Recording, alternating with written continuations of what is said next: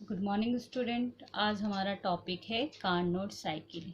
ठीक है, Carnot cycle बहुत ही इम्पॉर्टेंट टॉपिक है।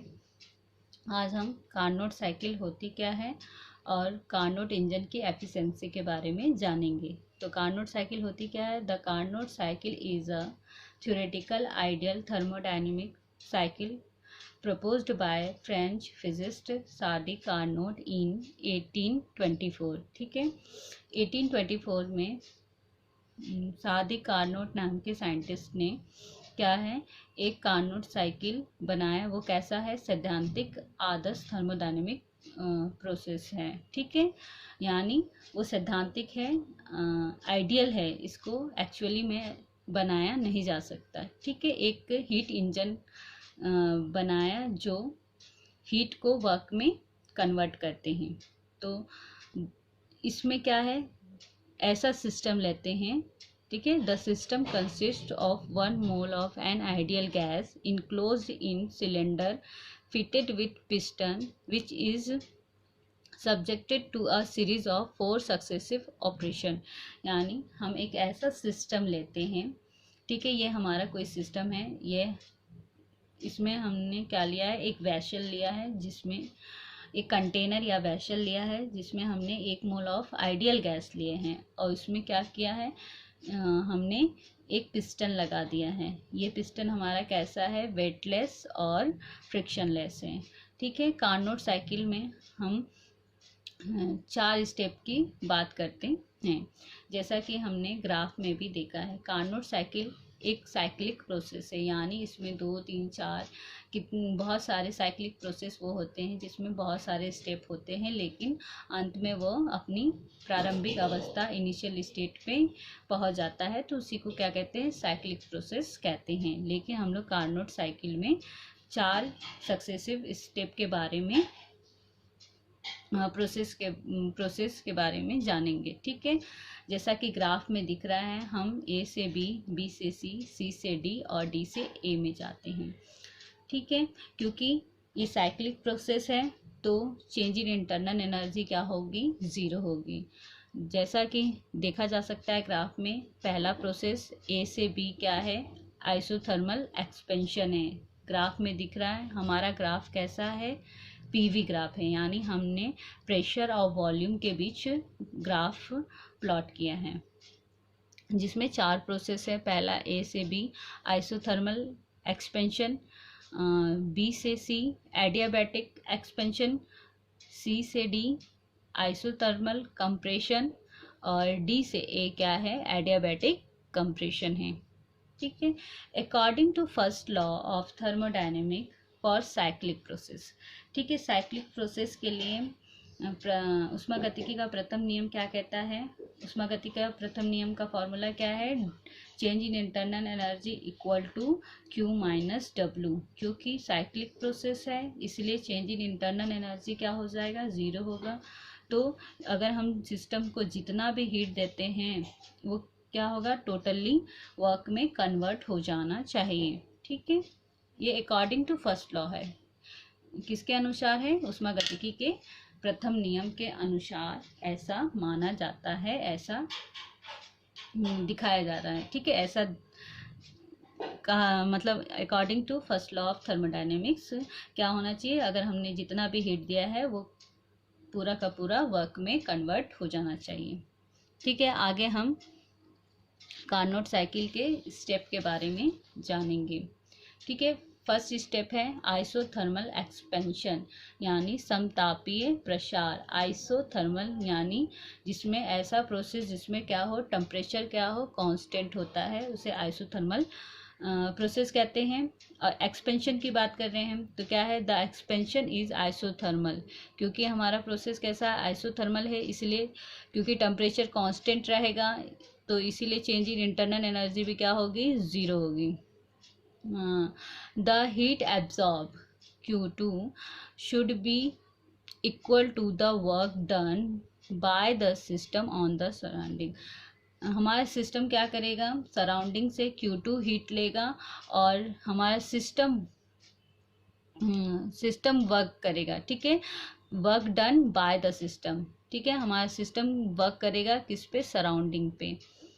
तो जैसा कि हम ग्राफ में भी देख सकते हैं, आइसोथर्मल है तो यहाँ पे Q2 हीट सिस्टम ले रहा है, यानी क्या करेगा सिस्टम हमारा, सराउंडिंग से Q2 हीट एब्जॉर्ब कर लेगा। क्योंकि यह प्रोसेस कैसा है, आइसोथर्मल प्रोसेस है, तो टेम्परेचर में चेंज नहीं आना चाहिए। तो ये Q2 हीट एब्जॉर्ब करके इस हीट द्वारा क्या करेगा, सिस्टम वर्क करेगा, यानी सिस्टम वर्क करेगा। सिस्टम वर्क करने पे वॉल्यूम क्या है, एक्सपेंशन करना है, वॉल्यूम एक्सपेंशन होगा। पहले वॉल्यूम V2 था, एक्सपेंड करके V1 हो जाएगा, ठीक है। और जैसा कि ग्राफ में दिख रहा है कि A से B, क्योंकि वॉल्यूम एक्सपेंशन है, वॉल्यूम तो इंक्रीज हो रहा है, लेकिन प्रेशर क्या हो रहे हैं, डिक्रीज हो रहा है। क्योंकि हमें पता है कि गैसों का प्रसार होने से उसके प्रेशर में क्या होती है, कमी आती है, ठीक है। यहाँ Q क्या है, पॉजिटिव है, क्योंकि यहाँ पे हीट का एब्जॉर्ब किया जा रहा है। W क्या है, निगेटिव है, क्योंकि सिस्टम द्वारा वर्क किया जा रहा है। और इसका फॉर्मूला होता है P इंटू DV, ठीक है। वॉल्यूम कहाँ से कहाँ जा रहा है, लिमिट लेने पे वॉल्यूम V2 से V1 की ओर जा रहा है। इसे सॉल्व करते हैं। सॉल्व करने पे क्या आता है, Q2 equal to minus W equal to RT2 log V1 upon V2, ठीक है। इसी तरह दूसरा स्टेप हमारा क्या है, एडियाबैटिक एक्सपेंशन। एडियाबैटिक एक्सपेंशन यानी रुद्धोष्म प्रसार। जैसा कि नाम से ही पता है, एडियाबैटिक यानी in this step no heat absorb and does the work is done by the system at the expense of internal energy, that is temperature of the system fall from temperature T2 to T1, ठीक है। जैसा कि हम graph में भी देख सकते हैं, एडियाबैटिक प्रोसेस है, यानी हमारा सिस्टम, इस सिस्टम को क्या कर देंगे हम लोग, एक इंसुलेटेड जैकेट में डाल देंगे, जिससे सिस्टम और सराउंडिंग के बीच किसी भी तरह का हीट का एक्सचेंज ना हो सके। और एडियाबैटिक यानी इसमें डेल Q इक्वल टू 0 होगा। एक्सपेंशन करना है, यानी हमारा गैस क्या होगा, एक्सपांड करेगा। एक्सपांड करने के लिए इसको एनर्जी, इसके खुद की एनर्जी यूज़ करेगी, यानी टेम्परेचर क्या हो जाएगा, T2 से T1। T2 क्या है, ग्रेटर, T2 टेम्परेचर बड़ा है किससे, T1 से, ठीक है।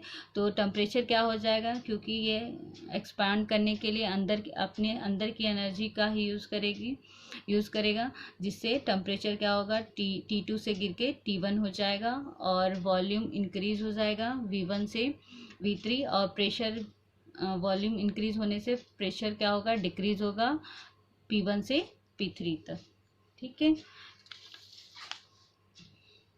क्योंकि सिस्टम वर्क कर रहा है, इसीलिए वर्क क्या होगा, निगेटिव होगा। और हम जानते हैं एडियाबैटिक प्रोसेस के लिए वर्क डन कितना होता है, वर्क डन किसके इक्वल होता है, चेंज इन इंटरनल एनर्जी के। और इसका फॉर्मूला क्या होता है, CV इंटू DT। CV क्या है, heat capacity at constant volume, ठीक है। इसमें लिमिट ले लेते हैं, क्योंकि टेम्परेचर T2 से T1 हो रहा है। इसे सॉल्व करने पे क्या आता है, minus W2 equal to minus CV कोष्टक में T2 माइनस T1, ठीक है।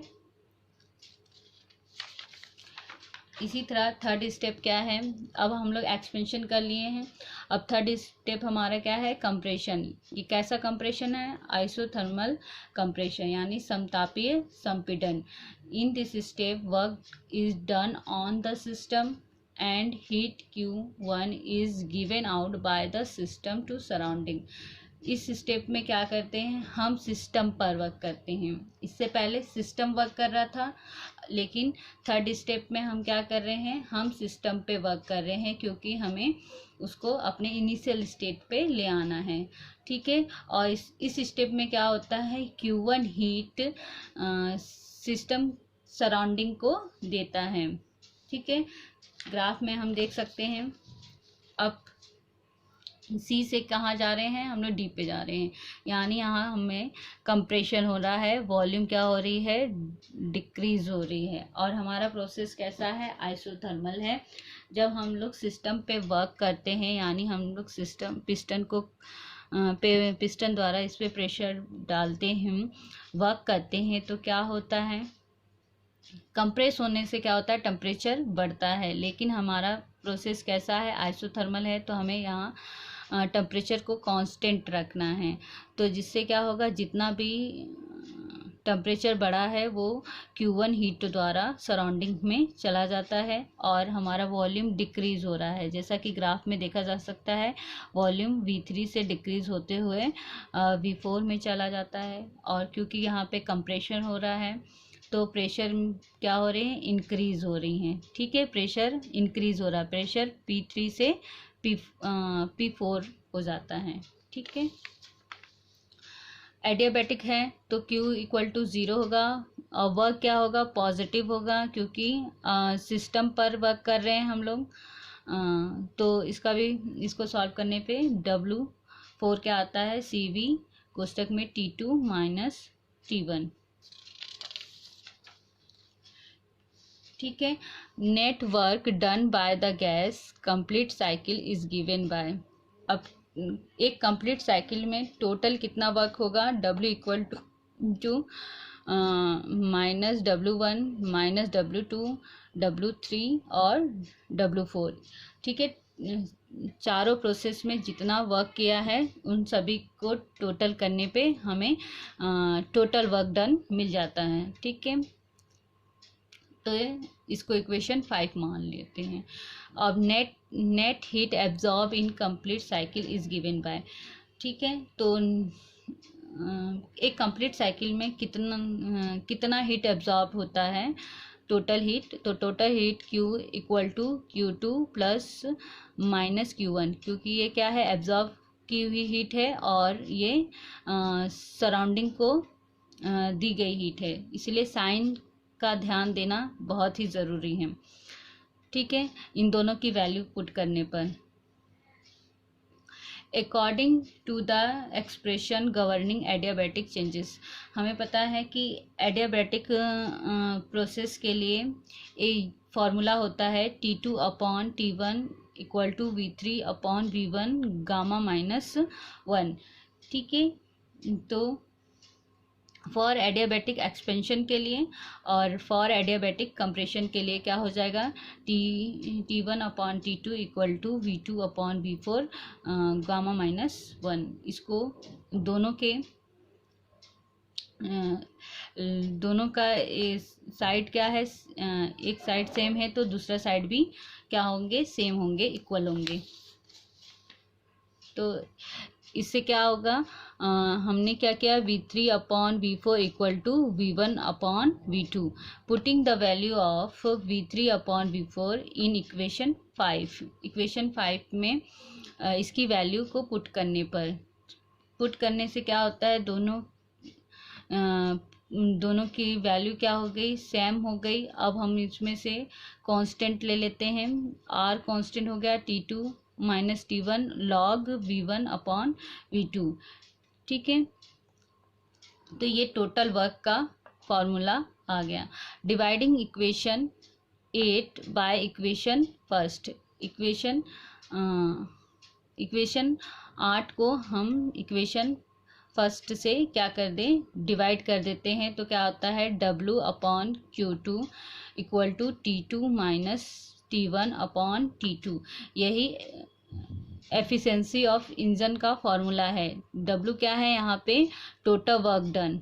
ठीक है, W क्या है यहाँ पे, कंप्लीट साइकिल में टोटल वर्क डन है। Q2 क्या है, जितना हम लोग हीट देते हैं। ठीक है, जितना सिस्टम हीट को एब्जॉर्ब करता है। ठीक है, इसी को क्या कहते हैं हम लोग, एफिशिएंसी ऑफ हीट इंजन।